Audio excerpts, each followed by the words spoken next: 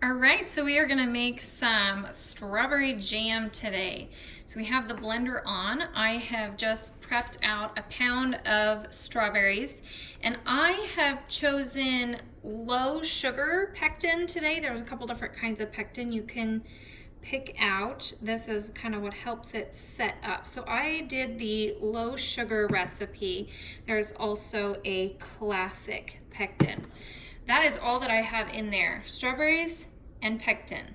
Just dumped them in. All I'm gonna do is change the setting on here over to jam and push start.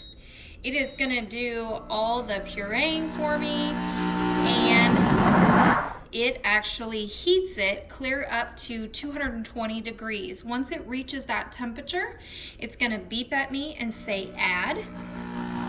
And that is when I will go ahead and take off this little top part here, and I will add in my half a cup of sugar. So half cup sugar for the low sugar. It'll mix it around a little bit more and then beep that it's done. I'm gonna pour it into jars, and I have homemade strawberry jam. And during this time, I don't have to be here. I can do something else. Here you go.